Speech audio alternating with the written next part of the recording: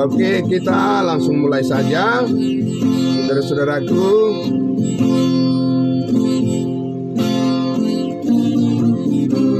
Gita Karunia nomor 96. Muliakan Allah Bapa.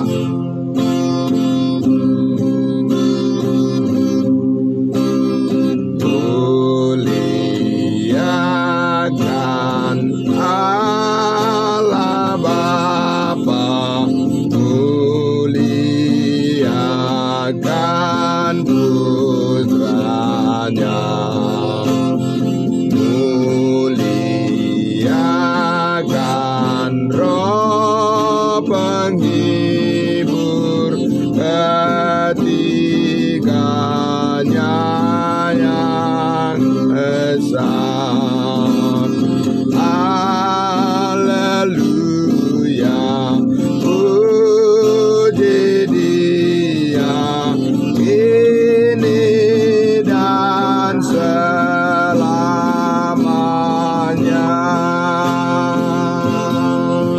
Kemuliaan bagi Dia.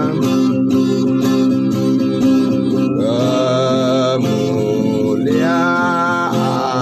bagi Dia dalam surga bergema. Hormat, syukur dan kuasa ditujukan padanya. Haleluya, puji Dia, Tuhan Maha Mulia. Muliakan Allah Bapa.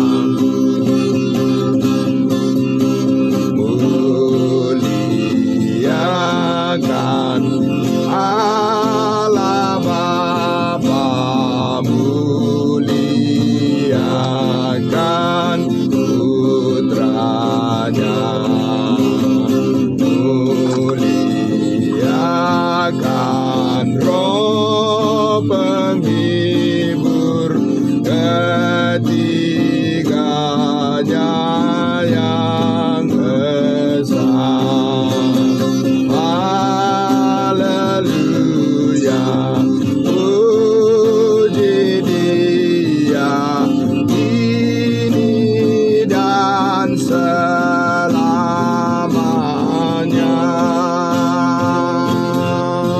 Kemuliaan bagi Dia.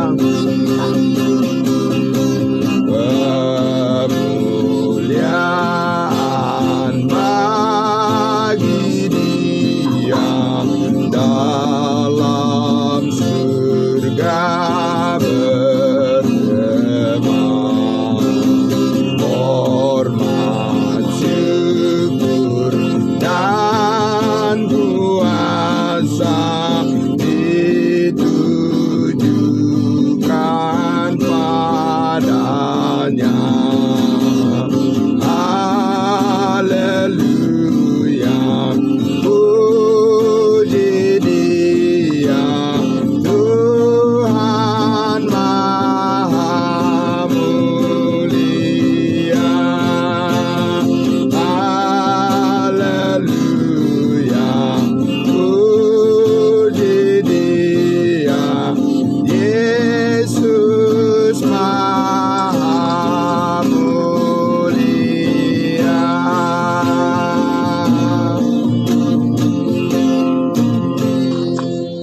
Oke, puji Tuhan. Baiklah. Ya, pagi semuanya. Selamat pagi. Ya, terima kasih, puji Tuhan. Pagi semuanya, saudara-saudaraku yang dikasihi Tuhan Yesus. Ya, puji Tuhan. Mari kita akan masuk pada perenungan firman Tuhan. Kita tundukkan hati kita, mari kita berdoa. Bapa di dalam surga, kami memuji-muji nama-Mu ya Bapa. Di akhir pekan ini Tuhan, tetap kesetiaan Tuhan menjadi andalan kami dan yang memampukan kami semua ya Bapa. Kami anak-anak Tuhan yang berada di tempat yang berbeda, tapi kami disatukan oleh kuasa Roh Kudus dengan tujuan memuliakan Engkau, memuji-muji nama-Mu ya Bapa, supaya apa yang menjadi kerinduan kami bersama untuk selalu menaikkan rasa syukur kami kepadamu ya Bapa, bisa kami lakukan itu setiap saat, setiap pagi kami datang bersama-sama bersyukur kepadamu ya Bapa. Terima kasih Bapa. Terima kasih untuk kesehatan yang Kau berikan bagi kami semuanya Tuhan, sangat berharga ya Bapa. Dan kami bersyukur juga atas berkat-berkat Tuhan yang selalu mencukupi apa yang kami butuhkan, apa yang kami perlukan, sehingga kami terus dimampukan oleh kasih karunia Tuhan untuk bersyukur kepadamu ya Bapa. Belajar dari kebenaran firman-Mu adalah merupakan hasrat yang terbesar dalam hidup kami Tuhan, supaya kami semakin diperbaharui terus ya Bapa di dalam pengenalan kami akan kasih karunia Tuhan yang sungguh memberkati hidup kami dulu, sekarang, sampai selama-lamanya. Terima kasih Bapa di dalam surga. Kami bersyukur ya Tuhan menyambut kebenaran firman-Mu yang terus menguatkan hati kami Tuhan. Berkat yang terbesar bagi kami dalam hidup ini, pengalaman yang spesial, yang istimewa bagi kami semua dalam kebersamaan kami sebagai jemaat tubuh Kristus bersama dengan Tuhan kami Yesus Kristus Kepala Gereja. Kami bersyukur di dalam nama Tuhan Yesus kami berdoa kepada Bapa dalam surga. Haleluya. Amin. Amin. Puji Tuhan. Ya. Baik saudara-saudaraku yang dikasihi Tuhan Yesus, pada pagi hari yang sejuk ini, kembali lagi saya mengajak kita untuk merenungkan lanjutan daripada kebenaran firman Tuhan yang sangat luar biasa memberkati kita ya. Tidak ada bosan-bosannya kita melihat bagaimana firman Tuhan terus membukakan pikiran kita dan juga membangkitkan iman kita bersama untuk melihat bagaimana kebaikan Tuhan, kasih karunia Tuhan yang sangat luar biasa mengajar kita semua, mendidik kita semuanya untuk menjadi orang-orang kudusnya Tuhan yang setia kepadanya melalui firman kebenaran dari Roma pasal 9 ayatnya yang bagian yang terakhir. Dan ini adalah penjelasan firman Tuhan yang saya sampaikan dari Roma pasal 9. Dan minggu depan kita sudah masuk pada Roma pasal 10. Puji Tuhan, haleluya, luar biasa. Ya, saudara-saudaraku yang dikasihi Tuhan Yesus, saya akan membacakan terlebih dahulu firman Tuhan, atau saya minta kepada Ibu Rostani kesediaannya untuk membaca Roma pasal 9 ayatnya yang ke-30 sampai ayatnya yang ke-33. Sekali lagi ya. Oke. Silakan. Roma 9 ayat 30 sampai 33. Ya. Jika demikian, apakah yang hendak kita katakan? Ini bahwa bangsa-bangsa lain yang tidak mengejar kebenaran telah beroleh kebenaran, yaitu kebenaran karena iman. Tetapi bahwa Israel sungguh pun mengejar hukum yang akan mendatangkan kebenaran, tidaklah sampai kepada hukum itu. 32. Mengapa tidak? Karena Israel mengejarnya bukan karena iman, tapi karena perbuatan. Mereka tersandung pada batu sandungan. 33. Seperti ada tertulis, sesungguhnya aku meletakkan di Sion sebuah batu sentuhan dan sebuah batu sandungan, dan siapa yang percaya kepadanya tidak akan dipermalukan. Ya, terima kasih Bu Rostani. Puji Tuhan. Kita tentunya Bapak Ibu Saudara melihat di sini ya, bagian yang akan kita coba lihat adalah penekanan dari ayatnya yang ke-32 dan 33 ini ya. Ini berkat yang besar buat kita semua, khususnya pada pagi hari ini. Dikatakan ayat 32, mengapa tidak? Karena Israel mengejarnya bukan karena iman, tetapi karena perbuatan. Mereka tersandung pada batu sandungan. Seperti ada tertulis, sesungguhnya aku meletakkan di Sion sebuah batu sentuhan dan sebuah batu sandungan, dan siapa yang percaya kepadanya tidak akan dipermalukan. Jadi kita akan mengambil tema atau topik khusus mengenai batu sandungan ya saat ini. Nah, batu sandungan kita lihat di sini harus memahaminya dengan benar, dengan jelas. Apakah Yesus itu adalah batu sandungan atau Yesus itu adalah sumber berkat bagi manusia? Ya, sebab di sini dikatakan ya, aku akan mereka tersandung pada batu sandungan, seperti ada tertulis, sesungguhnya aku Allah meletakkan di Sion itu di Yerusalem, di Israel, sebuah batu sentuhan dan sebuah batu sandungan, dan siapa yang percaya kepadanya. Nah, kemudian itu menunjuk kepada Yesus tidak akan dipermalukan. Ya, apakah Yesus itu batu sandungan atau sumber berkat? Nah, begitu ya. Karena di sini jelas-jelas dikatakan bahwa oleh Yesaya dikatakan Allah sengaja ya meletakkan, menaruh sebuah batu sandungan di Sion, di Yerusalem, di Israel. Nah, kenapa Yesus menjadi batu sandungan gitu ya? Ya, Bapak Ibu Saudara, ini harus kita pahami dengan benar supaya kita juga mengerti saat ini bahwa yang dimaksud di sini adalah bahwa Allah itu selalu memperjelas maksud dan tujuannya, di dalam rencana yang sudah disampaikannya kepada manusia. Dalam konteks ini, karena kita ingat Bapak Ibu Saudara membahas Roma pasal 9, 10, dan 11 adalah berbicara tentang bangsa Israel, kegagalan mereka, janji-janji Allah kepada mereka, dan juga bagaimana kesetiaan Allah akan memulihkan bangsa Israel yang sebagian besar memberontak kepada Allah, tapi walaupun hanya sisanya sedikit saja yang mau meresponi kehendak Allah, tetap juga rencana Allah menjadikan bangsa pilihannya menjadi saluran berkat bagi bangsa-bangsa di dunia. Suatu saat itu akan dipulihkan, mereka akan dijadikan sebagai kepala, dan suatu saat bangsa-bangsa lain akan menjadi ekor. Nah, tapi di sini Bapak Ibu Saudara, kita lihat kenapa dikatakan Yesus Kristus itu menjadi batu sandungan. Nah, di sini Bapak Ibu Saudara, Yesus Kristus menjadi batu ujian, standar kebenaran Allah untuk menilai segala sesuatu adalah ada pada diri Yesus Kristus. Amin. Jadi orang Israel yang berusaha, yang berupaya untuk membenarkan diri mereka karena mereka mempunyai hukum Taurat, itu akan diuji, akan dijernihkan oleh perkataan-perkataan daripada Yesus Kristus. Dan mereka harus percaya kepada batu ujian itu. Amin.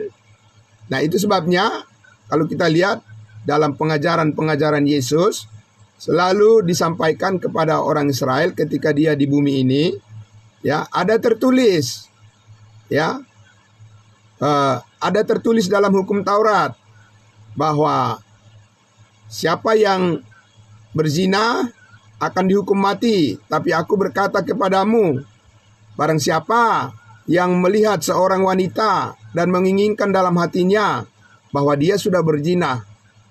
Jadi itu adalah koreksi yang dilakukan oleh Tuhan Yesus untuk menjernihkan ya pengertian mereka itu ada pada Yesus sendiri. Ya, bukan pada penafsiran-penafsiran mereka sendiri terhadap hukum Allah, terhadap perintah Allah, ya. Jadi Yesus Kristuslah yang menjadi sentralnya. Sebab dia adalah Tuhan, ya, dialah kebenaran. Akulah jalan kebenaran dan hidup, ya, dan tidak ada sampai kepada Bapa kalau tidak melalui aku. Itu Yesus katakan. Jadi Artinya di sini adalah ya titik terakhir bagaimana menilai kebenaran itu adalah kalau mereka menerima Yesus Kristus sebagai Tuhan dan Juru Selamat. Bukan dari apa yang mereka lakukan, bukan dari apa yang mereka perjuangkan, tidak. Bukan dari ritual ibadah simbolik-simbolik yang mereka lakukan, persembahan-persembahan, kurban-kurban mereka, tidak, Bapak Ibu sekalian. Jadi artinya titik terakhir membuat untuk menentukan apakah mereka berkenan kepada Allah adalah iman mereka kepada Yesus Kristus. Amin. Ya. Jadi itu. Dan kalau tidak, mereka akan tersandung dan akan jatuh. Gitu. Jadi itu adalah lebih kepada pilihan mereka, kepada ketentuan yang sudah ditetapkan oleh Allah, apa yang menjadi puncak kehendak Allah untuk bisa menilai seseorang atau sekelompok orang berkenan kepadanya. Allah yang menentukan sendiri, Bapak Ibu Saudara. Ya. Nah, dan disitulah kita lihat menjadi pelajaran yang berharga buat kita sekarang ini. Karena kita belajar dari Roma pasal 9, pasal 10, pasal 11 ini adalah untuk menjadi reminder, menjadi pengingat bagi kita, bahkan menjadi warning. Kalau kita bahas nanti di pasal 10 mulai minggu depan dan sampai pasal 11 selanjutnya, kita akan lihat di situ adalah merupakan Paulus ingin memberikan warning, memberikan suatu peringatan bahwa panjang sabarnya Tuhan yang diberikan, yang sudah ditunjukkan kepada bangsa Israel itu ada waktunya, suatu saat akan berakhir juga. Kesempatan itu akan berakhir juga. Ya. Nah, sekarang Allah memberikan kesempatan kepada kita, ya, bangsa-bangsa lain. Oleh karena bangsa Israel dikatakan tersandung dan mereka sedang dalam keadaan jatuh. Karena apa? Karena mereka menolak Mesias. Mereka menyalibkan Yesus Kristus Raja mereka. Harusnya mereka menerima, menyambutnya, menyembahnya, ya, mengikutinya. Ya, tetapi mereka sebaliknya, mereka telah berlaku mendurhaka kepada Yesus Kristus. Nah, karena itulah mereka tersandung. Yesus menjadi batu ujian bagi mereka, dan ternyata iman mereka tidak teruji. Ya, dan terbukti mereka jatuh. Mereka saat ini dikatakan walaupun mereka punya mata tapi tidak melihat, punya telinga tapi tidak mendengar. Karena mereka menolak Yesus Kristus, mereka menyalibkannya. Tapi bagi kita sekarang ini adalah bahwa salib Kristus adalah kemuliaan. Amin. Kenapa salib Kristus adalah kemuliaan? Dan salib Kristus bukanlah batu sandungan buat kita saat ini. Kenapa? Karena Paulus, itulah yang dijelaskan oleh Rasul Paulus di kitab pasal Roma ini, di kitab Roma ini. Ya, bahwa karena salib Kristus kita dibenarkan dengan cuma-cuma karena penebusan dalam Kristus Yesus, darahnya yang telah dicurahkan, ya, tubuhnya yang dikorbankan menggantikan kita yang berdosa. Harusnya kita yang disalibkan. Ya, kita yang harus dihukum karena kita yang berdosa, bukan Yesus yang berdosa. Ya, manusia yang berdosa, kita yang berdosa. Tetapi itulah kasih Allah yang sempurna dinyatakan, ya, sebagai standar kebenaran Allah saat ini adalah menilai kebenaran Allah, menilai maksud dan rencana Allah adalah saat ini apa yang diwujudkan oleh Allah di dalam diri anaknya yang tunggal, yaitu Yesus Kristus. Amin. Jadi melalui salibnya, disitulah standar kebenaran Allah dinyatakan bahwa semua dosa sudah diampuni. Amin. Bukan sebagian dosa diampuni, itu bukan standar Allah. Itu bukan standar kasih karunia Allah saat ini. Mempercayai bahwa Allah mengampuni dosa saya hanya sebagian, itu bukan standar kebenaran Allah saat ini. Itu batu sandungan namanya. Tapi mempercayai bahwa kasih karunia Allah telah menebus lunas semua dosa saya oleh darah Kristus di atas kayu salib. Sebab Yesus berkata, tetelestai, sudah selesai. Itulah standar kebenaran Allah untuk menilai saat ini siapa yang percaya pasti diselamatkan. Amin. Tidak akan jatuh, tidak akan tersandung, dan tidak akan dipermalukan. Nah, jadi di sini kita lihat, saudara-saudaraku yang dikasihi Tuhan Yesus, ya, bahwa saat ini bukan hanya bagi bangsa Israel lagi salib itu menjadi batu sandungan. Seharusnya bagi bangsa lain itu kita adalah sebagai keselamatan, menyambutnya, ya, sebagai penyataan daripada kasih Allah yang sempurna saat ini bagi kita bangsa lain, di mana kita berbeda dengan orang Israel. Kalau orang Israel, mereka punya perjanjian dengan nenek moyang mereka, Abraham, Ishak, dan Yakub. Allah telah mengikat perjanjian covenant dengan mereka. Kalau kita dengan nenek moyang kita, mana ada Allah mengikat perjanjian seperti itu? Tidak ada. Kita ini di masa perjanjian lama itu disebutkan adalah bangsa-bangsa lain itu adalah bangsa-bangsa kafir. Ya, di luar perjanjian, orang-orang yang tidak mengenal Allah. Tapi sekarang, karena Yesus Kristus, anak Allah, telah menyerahkan dirinya dengan segala kerelaannya, dia naik ke atas kayu salib, memikul segala dosa kita. Dia mengorbankan nyawanya, dia dikuburkan dan bangkit pada hari yang ketiga. Dia menang atas maut, dia menang atas kuasa dosa, dia menang atas kuasa-kuasa kegelapan di udara, dia menang atas kuasa hukum Taurat, dan seterusnya. Dan kemenangan itulah yang dikaruniakan saat ini kepada setiap orang yang percaya. Ya, itu yang sangat luar biasa saat ini yang harus kita syukuri. Tapi itu juga adalah menjadi sebuah batu sandungan, sebuah batu sentuhan, sebuah batu ujian bagi orang yang tidak percaya saat ini. Amin. Ya, bagi orang yang percaya itu adalah ujian yang tertinggi, bahwa kita dibenarkan. Amin. Sebenarnya kita bukan orang benar. Dari sananya, ya, dari latar belakang kita dalam hubungan kita dengan Adam yang berdosa, kita ini adalah orang berdosa. Itu sudah dijelaskan oleh Paulus di Roma pasal 3. Ya, sebab tidak ada yang benar seorang pun tidak. Semua orang telah kehilangan kemuliaan Allah. Ya, semua orang telah berdosa. Tapi oleh karena kebenaran Kristus, ya, di atas kayu salib, yang telah menebus kita, mengampuni kita, nyawanya dikorbankan, menggantikan kita yang dulu kita adalah orang berdosa, sekarang kita jadi kudus. Amin. Iya, Bapak Ibu Saudara. Jadi kalau kita masih mengatakan bahwa saya adalah orang berdosa, bagaimana? Apa fungsinya Yesus mati hapus segala dosa kita kalau kita masih tetap adalah orang berdosa? Sedangkan ubah dosa adalah maut. Ya. Itu sebabnya kalau kita lihat di hampir semua surat-surat Rasul Paulus, dia selalu mengatakan, menegaskan, menyapa jemaat kudus di Roma, jemaat kudus di Korintus, jemaat kudus di Filipi, jemaat kudus di Efesus, jemaat kudus di Kolose, dan seterusnya. Karena apa? Kita sekarang sudah dikuduskan oleh darah Yesus. Amin. Dikuduskan, bukan kita menguduskan diri kita. Mana bisa kita menguduskan diri kita? Tidak bisa. Darah Yesus yang menyucikan kita. Amin. Darah Yesus yang menguduskan kita, menyucikan kita, dan sekali untuk selama-lamanya Yesus melakukan itu. Makanya itu kasih karunia yang kita percayai.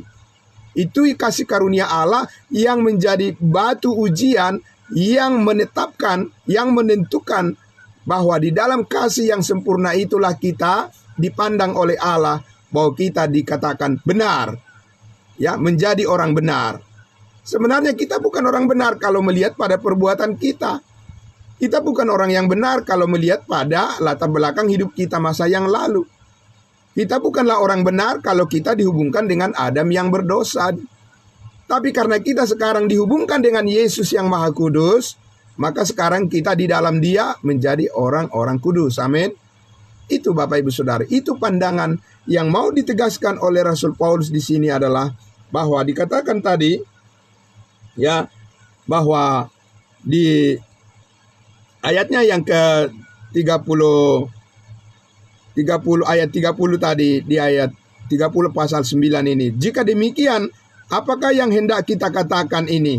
Bahwa bangsa Israel, bangsa-bangsa lain yang tidak mengejar kebenaran telah beroleh kebenaran, yaitu kebenaran karena iman. Amin. Jadi kebenaran karena imanlah saat ini yang menjadi batu ujian yang tertinggi untuk menentukan, menetapkan seseorang berkenan kepada Allah atau tidak. Bukan karena perbuatan-perbuatannya, tidak, Bapak Ibu Saudara. Karena kalau dari perbuatan-perbuatan manusia, memang ada manusia yang benar. Kalau ada manusia yang benar karena perbuatan-perbuatannya, untuk apa Yesus datang ke dunia ini? Ya, kenapa dia harus mati di atas kayu salib? Justru karena tidak ada manusia yang bisa dibenarkan karena perbuatan-perbuatannya, maka Yesus menunjukkan perbuatan-perbuatan yang sempurna, dia menggenapi seluruh tuntutan hukum Taurat, dan dia simpulkan itu, dia akhiri itu, dia sempurnakan itu melalui kematiannya di atas kayu salib. Amin. Yesus berkata, sudah selesai, sudah sempurna. Nah, kesempurnaan Yesus itulah sekarang menjadi kesempurnaan kita di mata Allah. Nah, karena itulah sekarang kita telah dibenarkan karena iman. Kita lihat lagi di ayatnya yang sedikit pasal 10 ayat, kita lihat sedikit di ayatnya yang pertama dan kedua ini. Roma pasal 10 ya. Saudara-saudara, keinginan hatiku dan doaku kepada Tuhan ialah supaya mereka diselamatkan. Berarti belum mereka diselamatkan ini, karena itu adalah kerinduan yang besar daripada Paulus. Dia mendoakan mereka. Bukan berarti karena doa orang diselamatkan, tidak. Orang diselamatkan akan selalu karena percaya secara pribadi pada Yesus Kristus. Amin. Tapi perlu mendoakan mereka supaya apa? Supaya melalui doa-doa kita itu mereka terbuka hatinya untuk menerima kebenaran. Nah, supaya mereka diselamatkan, kata Paulus, ya, ayat 2 dikatakan, sebab aku dapat memberi kesaksian tentang mereka bahwa mereka sungguh-sungguh giat untuk Allah. Sungguh tekun untuk Allah, sungguh-sungguh giat untuk Allah. Sangat mereka hasrat yang besar mereka, ketekunan mereka adalah untuk Allah. Tetapi tanpa pengertian yang benar. Nah, ini dia problemnya di situ. Orang yang tekun untuk nampaknya untuk Allah, tekun beribadah, itu belum tentu didasarkan pada pengertian yang benar. Dan Israel, bangsa Israel terbukti telah dinyatakan bahwa mereka itu gagal, ya. Mereka sungguh-sungguh giat untuk Allah, tetapi tanpa pengertian yang benar, Bapak Ibu Saudara. Kenapa? Itu tadi, karena mereka berpikir bahwa mereka akan dibenarkan karena perbuatan-perbuatan mereka, ya. Sedangkan Alkitab mengatakan, Paulus mengatakan, firman Allah mengatakan, manusia dibenarkan hanya melalui iman. Melalui iman kepada siapa? Iman kepada Yesus Kristus. Kenapa hanya melalui iman kepada Yesus Kristus manusia dibenarkan? Karena kebenaran Yesus Kristuslah yang berlaku menjadi kebenaran daripada manusia itu melalui iman. Di pandangan Allah, itulah yang menjadi ketetapan, ketentuan daripada maksud Allah, tujuan Allah membenarkan manusia adalah yaitu melalui penebusan darah Kristus yang tertumpah di atas kayu salib. Maksudnya adalah, tujuannya adalah supaya manusia tidak tersandung, supaya orang yang percaya tidak tersandung dan tidak jatuh. Tetapi bagi orang yang tidak percaya, dia pasti jatuh oleh karena kebenaran itu apabila dia menolaknya. Benar, saudara-saudara? Ya. Jadi disitulah batu ujian. Makanya dikatakan tadi di situ, ya, Paulus katakan, sesungguhnya aku, Allah, meletakkan batu sandungan, batu ujian di Sion. Bagi bangsa Israel, mereka terbukti mereka sudah gagal. Mereka sudah fail. Ya, mereka sudah jatuh. Karena apa? Tuhan Yesus Kristus ketika datang ke tengah-tengah mereka, mereka hanya selalu mencari kesalahannya. Mereka hanya selalu ingin membunuhnya. Dan mereka selalu ingin melemparinya dan seterusnya. Dan akhirnya mereka buktikan bahwa mereka tersandung dan jatuh pada kebenaran itu karena mereka menyalibkan Yesus. Bagaimana dengan kita sekarang? Bagaimana dengan kita bangsa-bangsa lain sekarang ini yang diberikan kesempatan oleh Tuhan? Ya, apakah juga akan turut tersandung juga, yaitu dengan penolakan terhadap berita Injil kasih karunia Allah yang menjelaskan, yang menjadi batu ujian terakhir. Batu ujian terakhir adalah bagi manusia saat ini untuk menjelaskan maksud Allah bagi semua umat manusia saat ini adalah melalui pemberitaan Injil kasih karunia Allah. Amin. Ya, Bapak Ibu Saudara, bukan melalui gedung-gedung yang tinggi, ya, bukan melalui teknologi informasi, bukan melalui ekonomi yang hebat, yang luar biasa, bukan melalui peradaban modern manusia saat ini, saudara-saudaraku, bukan melalui internet. Bahwa maksud Allah dinyatakan saat ini kepada manusia adalah melalui pemberitaan Injil kasih karunia Allah. Amin. bahwa Yesus mati hapus segala dosa. Siapa yang percaya tidak akan binasa, pasti diselamatkan masuk surga. Itu batu ujian terakhir saat ini untuk menentukan apakah manusia akan dipermalukan atau akan diselamatkan. Amin. Ya, saudara-saudaraku yang dikasihi Tuhan Yesus. Jadi bukan melalui ilmu perbintangan, bukan melalui ilmu ruang angkasa saat ini, bagaimana Allah menjelaskan maksudnya bagi manusia. Bukan, Bapak Ibu Saudara. Bukan melalui ilmu kedokteran yang canggih, yang hebat, yang luar biasa, dan segala macam. Ya, bukan melalui alat-alat canggih, alat-alat persenjataan di sebuah negara. Tidak, Bapak Ibu Saudara. Bukan melalui kepintaran dalam hal bagaimana mengelola senjata nuklir. Tidak. Ya, Allah tidak menjelaskan maksudnya bagi manusia dari semua itu, Bapak Ibu Saudara. Tidak. Allah menjelaskan saat ini maksud dan tujuannya kepada manusia adalah melalui kesaksian tentang salib Kristus. Amin.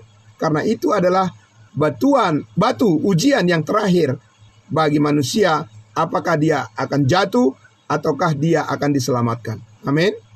Ya, Bapak Ibu Saudara, mari kita lihat lagi di dalam 1 Korintus pasal 1. Kita lihat dalam 1 Korintus pasal 1. Ya. 1 Korintus pasal 1 ayatnya yang ke-18.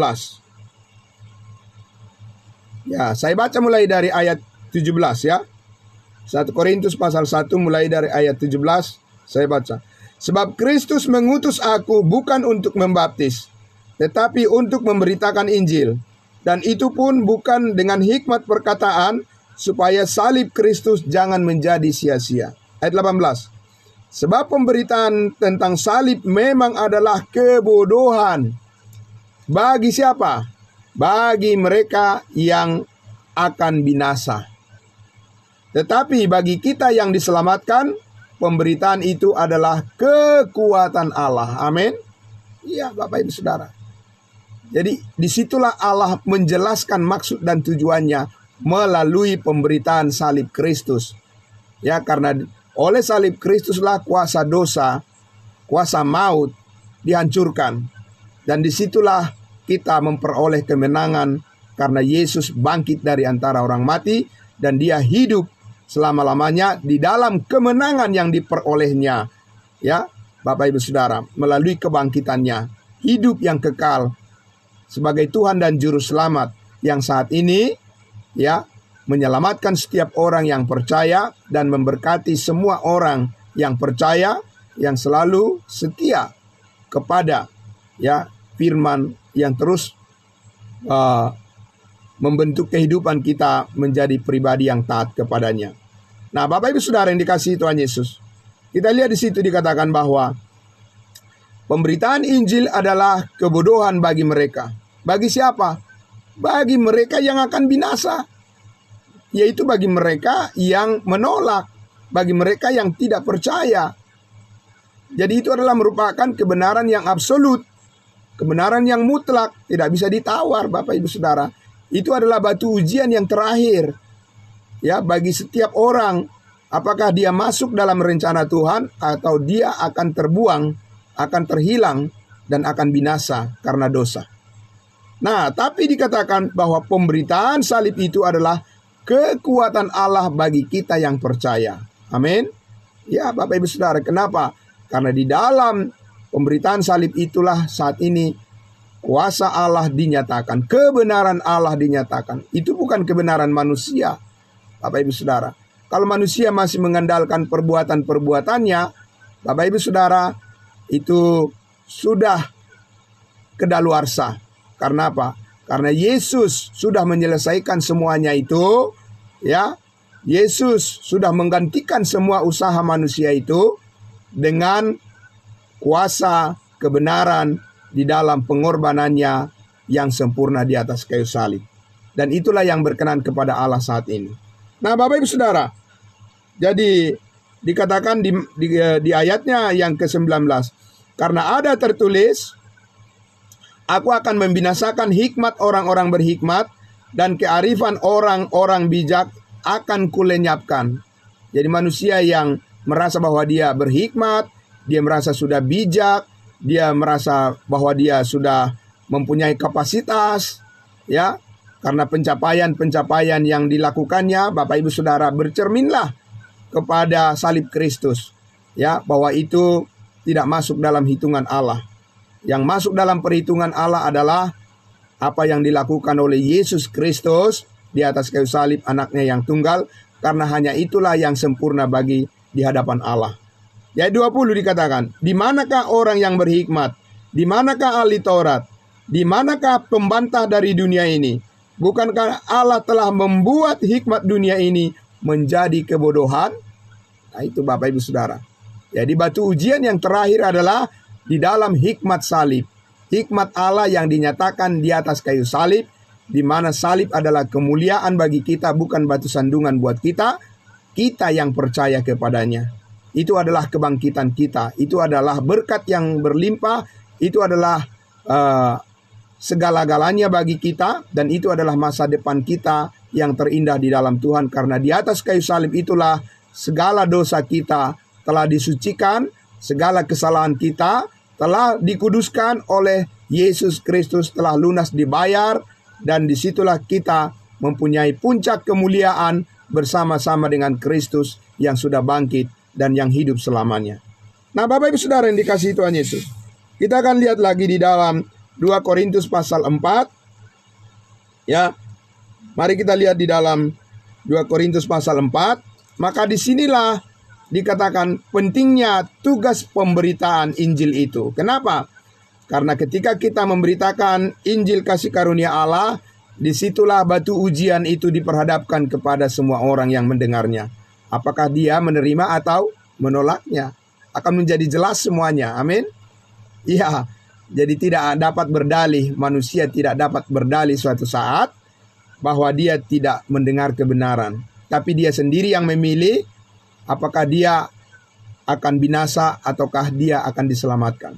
Kita lihat dalam 2 Korintus pasal 4. Saya baca ayatnya yang pertama sampai ayatnya yang kelima. Oleh kemurahan Allah kami telah menerima pelayanan ini.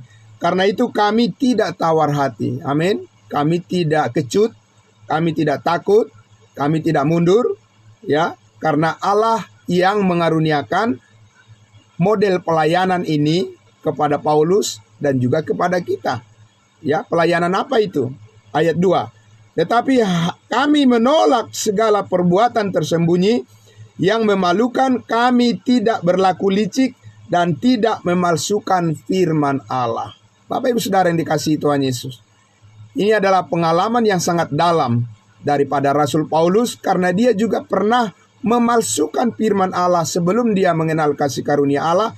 Dia adalah Saulus yang pernah membunuh orang-orang yang percaya pengikut Yesus Kristus. Dia adalah ahli Taurat dan dia adalah Farisi yang membangga-banggakan pencapaian dia, membangga-banggakan perbuatannya, membangga-banggakan kesalehan hidupnya, membanggakan agamanya, ya, membanggakan ibadahnya, tapi tidak berkenan kepada Tuhan. Karena itu dilakukannya, ya, tanpa pengertian yang benar. Sungguh-sungguh untuk Allah, tapi tanpa pengertian yang benar. Tetapi sesudah dia menerima kasih karunia Allah, menerima Injil keselamatan, menerima Injil kasih karunia Allah melalui Yesus Kristus yang menampakkan diri kepadanya di jalan ke Damsik, maka sekarang dia katakan, kami menerima pelayanan ini dan tidak akan berlaku licik dan tidak akan memalsukan firman Allah. Amin. Komitmen itu dijaga betul, ya, oleh Rasul Paulus, karena Yesus sendirilah yang mengerjakan di dalam dirinya hal itu.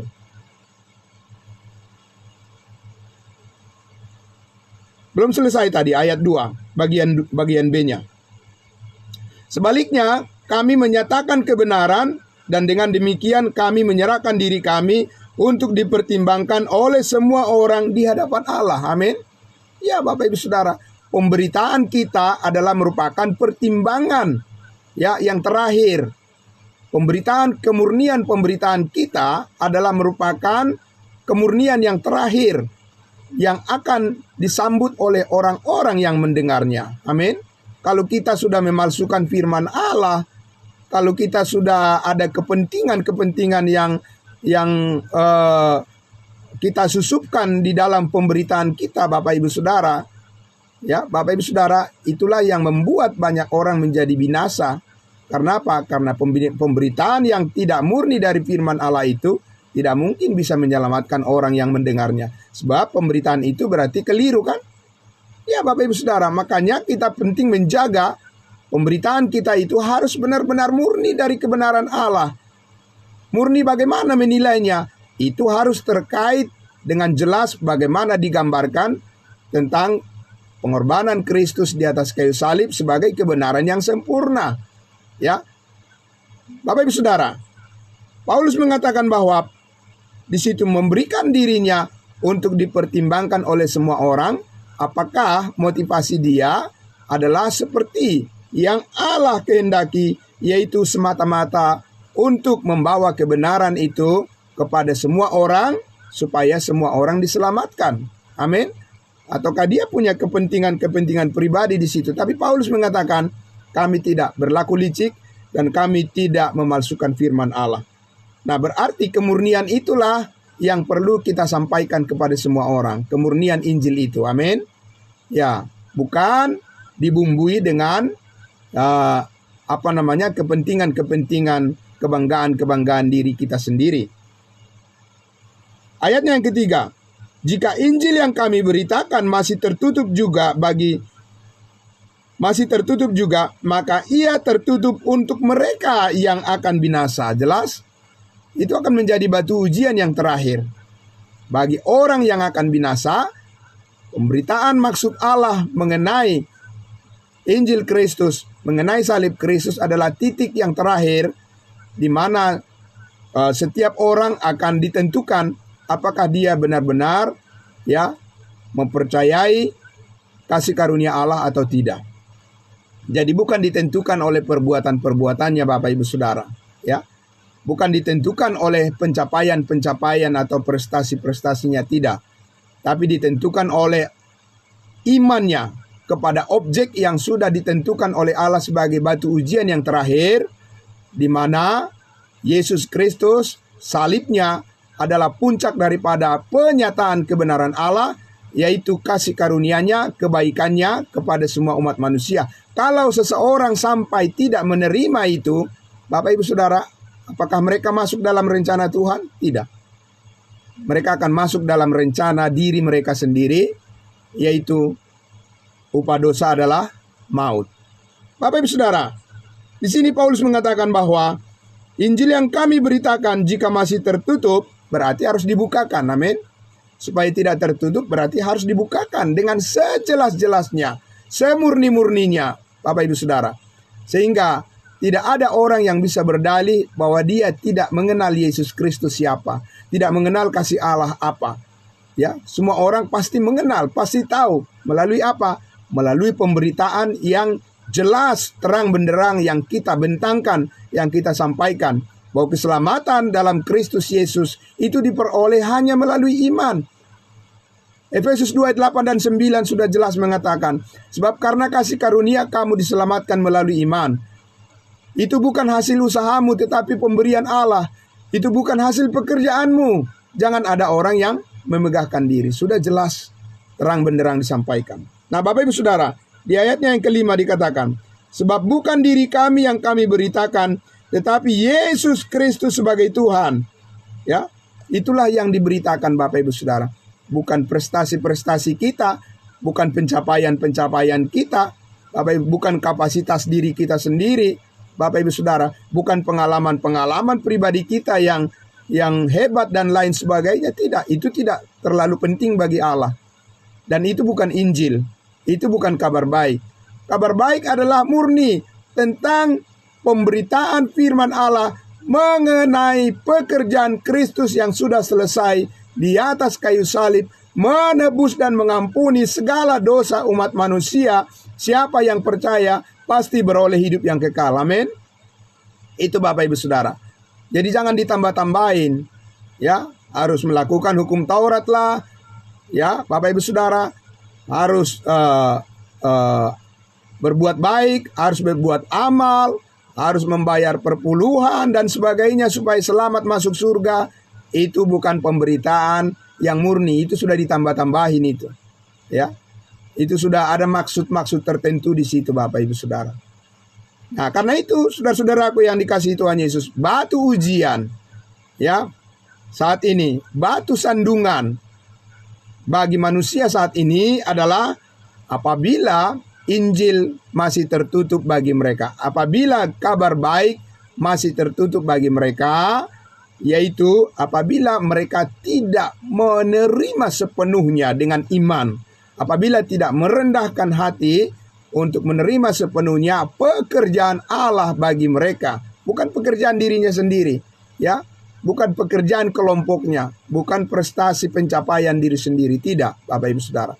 Tapi apa yang dilakukan oleh Allah melalui anaknya yang tunggal Yesus Kristus di atas kayu salib, itu adalah titik terakhir, puncak terakhir, ujian bagi setiap orang saat ini, apakah dia benar-benar akan diselamatkan, akan menjadi bagian dari keluarga Allah, atau akan menjadi bagian dari orang-orang yang diberkati oleh Allah, atau akan menjadi bagian dari orang-orang yang akan binasa kekal di lautan api neraka. Bapak Ibu Saudara, kita lihat lagi di ayatnya yang ke-15 dan ayatnya yang ke-16. 2 Korintus pasal 5 maksud saya. 2 Korintus pasal 5 ayatnya yang ke-15 dan ayatnya yang ke-16. Kita lihat ya. Dan Kristus telah mati untuk semua orang. Amin. Supaya semua orang bisa diselamatkan. Kalau Kristus hanya mati bagi sebagian orang, bagaimana dia bisa menyelamatkan semua orang? Amin. Ya. Jadi Kristus mati untuk semua orang. Bukan hanya orang tertentu saja, tapi semua orang, yang namanya manusia, tanpa perbedaan. Kristus mati bagi mereka. Supaya mereka yang hidup tidak lagi hidup untuk dirinya sendiri, tetapi untuk Dia yang telah mati dan telah dibangkitkan untuk mereka. Sudah jelas tujuannya, amin. Supaya kita bisa hidup di dalam Tuhan, supaya kita bisa hidup di dalam kebenaran, maka pertama-tama Kristuslah yang terlebih dahulu mati, mengorbankan dirinya, dan kemudian Dia bangkit, dan kebangkitannya adalah kebangkitan kita bersama. Amin. Itulah kebersamaan kita dengan Kristus, kebangkitan yang kekal.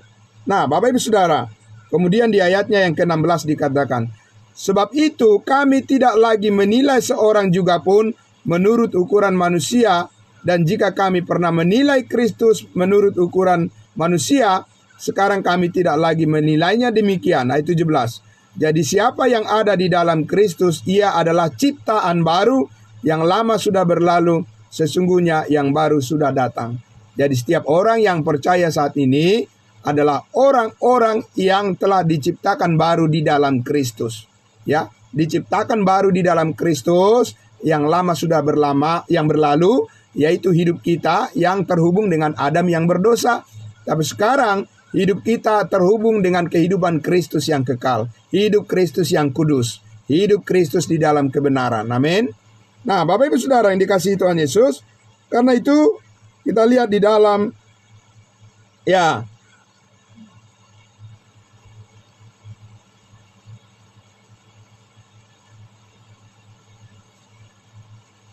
sekarang kita lihat di Galatia pasalnya yang ke-4 ayatnya yang ke-16. Ya, Galatia pasal 4.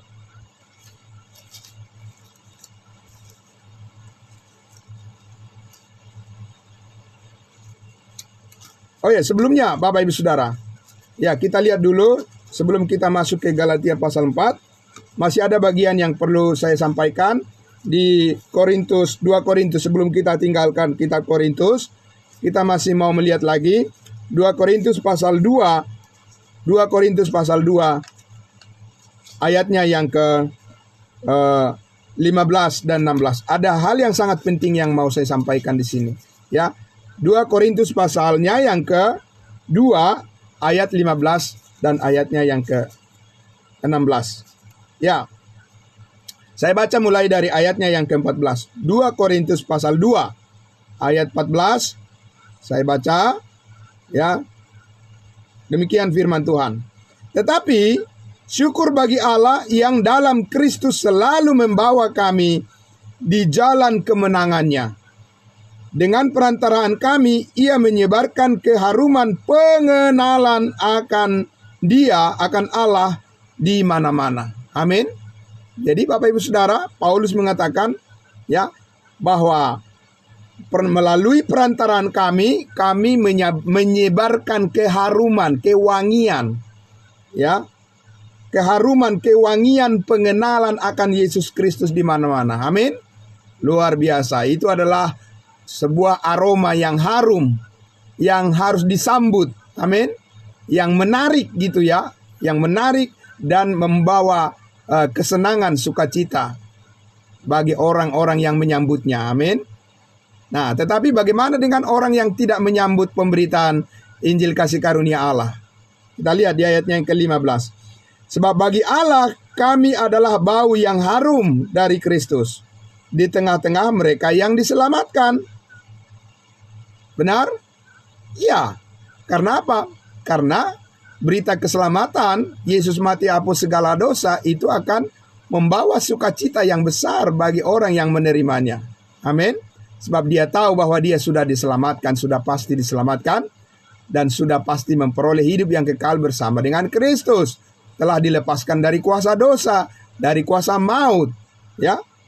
Nah, tetapi dikatakan, dan di antara mereka yang binasa, ayat 16, bagi mereka yang terakhir, yaitu yang akan binasa, kami adalah bau kematian yang mematikan.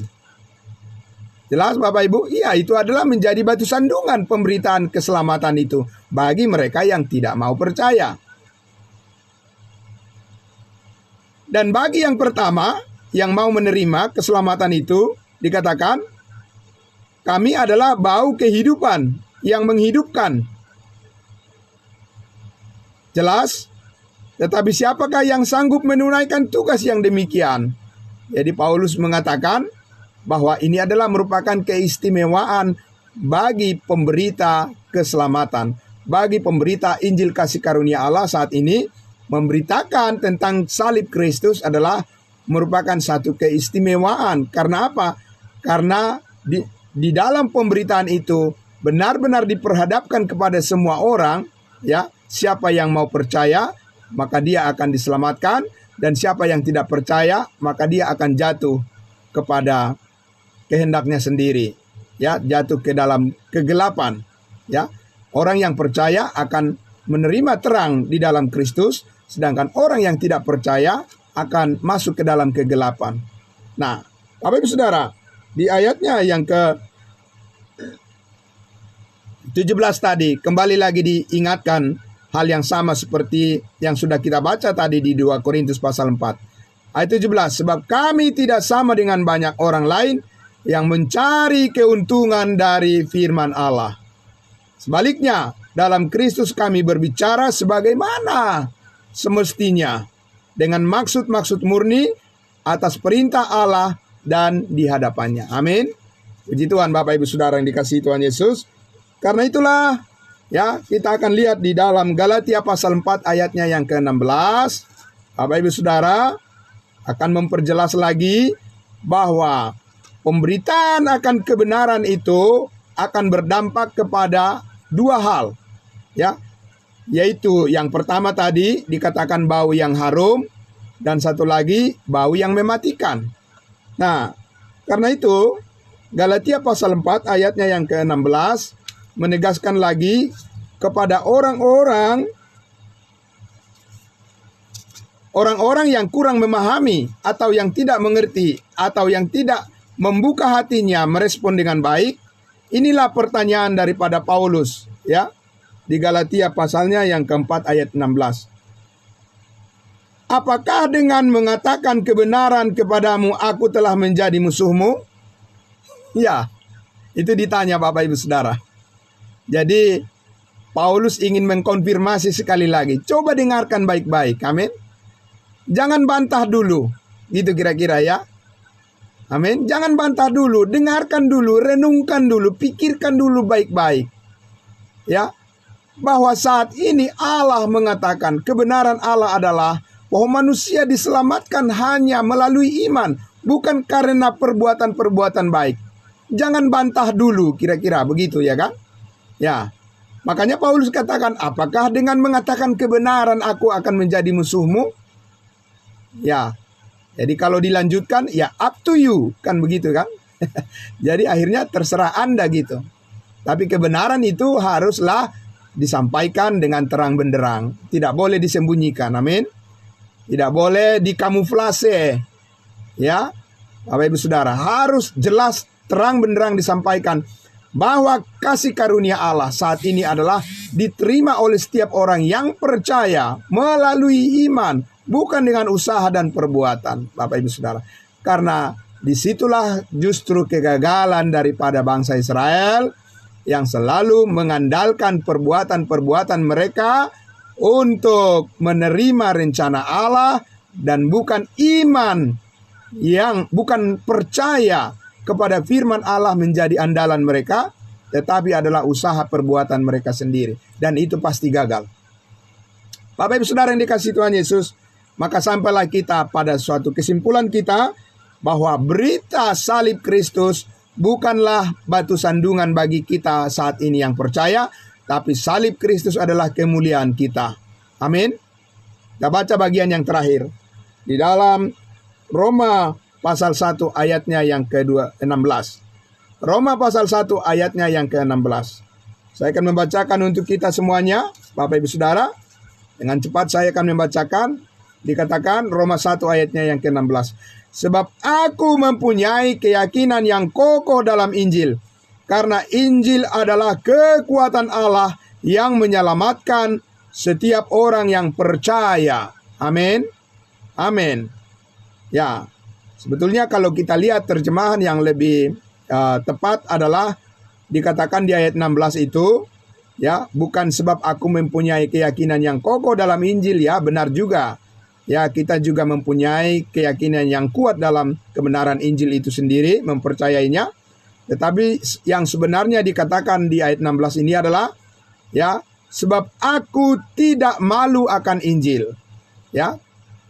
Nah, artinya kita berarti bangga. Ya, bangga di mana? Bangga di dalam perbuatan-perbuatan kita? Tidak.